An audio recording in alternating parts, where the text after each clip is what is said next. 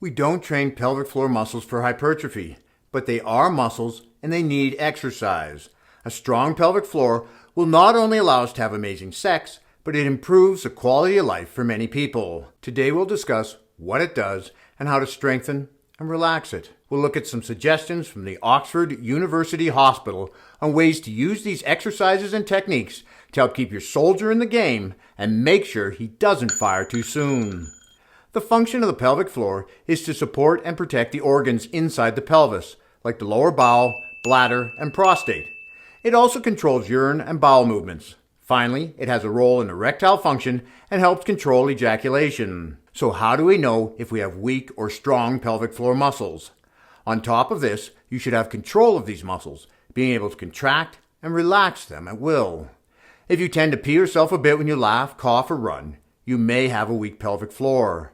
Frequently feeling the need to go to the washroom, passing gas when you bend over, or lifting something heavy can also be signs. A lot of things can weaken the pelvic floor. Surgeries like prostate surgery, any trauma or injury to the area, a long-term cough, continually straining to empty your bowels, being overweight, and repeated heavy lifting. I want to talk about heavy lifting. As a guy who likes to work out and trains people, properly bracing your core is so important. This protects you from injury. Before lifting something heavy, you tighten the muscles of your midsection, including your abdominals, back, glutes, and pelvic floor. So how do we exercise our pelvic floor muscles?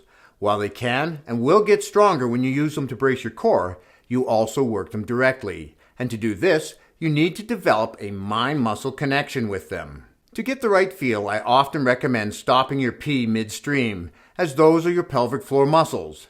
This shouldn't be done frequently or used as a way to try to strengthen your pelvic floor, as if done often, it could lead to issues like incomplete bladder emptying and urinary tract infection. Another way you can tell you have the right muscles is if you, and I usually like to liken our main member to a rooster, but roosters don't have eggs. And I can't switch it to a chicken because we're definitely roosters as we're up in the morning and we like to crow.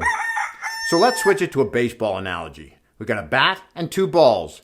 If we can wiggle our bat and our balls lift up a bit, we have the right muscles and we're on our way to hitting a home run. When contracting these muscles, you shouldn't be sucking in your stomach, squeezing your legs together, tightening your butt, or holding your breath. Once you have this feeling, it's time to start strengthening it, like any other muscle, with sets and reps. The exercise is called a Kegel, and you can do it anywhere, standing, sitting, or lying down. Lying down is easiest, as you don't have to work against gravity. Nobody can tell you're doing a Kegel, so they can be done anywhere, at a stoplight, at your desk, or first thing in the morning before you get up. There are 3 different ways you should exercise your pelvic floor, and after I explain how to do them, I'll go over how to use these techniques to improve your performance in the bedroom. At first, you may only be able to do 3 or 4 repetitions, and you'll want to eventually be able to hold each rep for 10 seconds. But for however long you can hold the rep, you relax the pelvic floor for the same amount of time. So for example, if you can contract it for 10 seconds, you'll want to relax for 10 seconds before contracting again. Do this 3 or 4 times a day, working your way up to 10 repetitions each set. The second way you should work your pelvic floor is with quick contractions. These simulate how the pelvic floor reacts when you cough, laugh, or sneeze to keep you from peeing yourself. These are done with a 1-second contraction and then relax for 2 seconds, or as long as it takes for your pelvic floor to relax fully. Again, the goal is to work up to 10 reps 3 or 4 times daily. Next, we need to be able to relax the pelvic floor. Men with tight pelvic floors can have problems going to the washroom or even experience pain during sex. The pelvic floor has a natural relaxation reflex when diaphragmatic breathing, sometimes called belly breathing. The way it's done is to lie comfortably on your back with your hands on your belly, then take a big breath and allow your stomach to rise up. You should feel your ribs expand, allowing the diaphragm to contract into the abdomen. Breathe in and out slowly, 4 seconds in and 8 seconds out. As you get comfortable with the breathing pattern, imagine your pelvic floor muscles descending toward your feet and your sitting bones widening to make more space for the muscles. This will relax the pelvic floor. As with the exercises, do this for 10 repetitions, 3 to 4 times a day. So how can we use these exercise techniques to have more amazing sex? I'll refer directly to the Oxford University Hospital's informational PDF. It suggests to first try squeezing your pelvic floor during arousal to see if this helps your erection or if it speeds you toward climax or slows it down. My take on this is that contracting helps maintain an erection by trapping the blood better.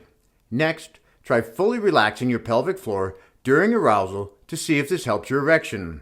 And again, observe whether it speeds up climax or slows things down. Relaxing your pelvic floor should improve blood flow into the penis. Now the third suggestion is to rhythmically tighten, then relax your pelvic floor to see how this affects your erection and climax. This one works. I'm not going to tell you how I know it works, but I know it works. Kegels might seem like a basic exercise, but it's something we all should be able to do easily. If you have Kegels mastered and you're ready to take your workouts to the next level, then watch this video for the best squats for more amazing sex and keep working out while having fun. This is Lawrence from Fit and 50. We'll talk to you again in the next one.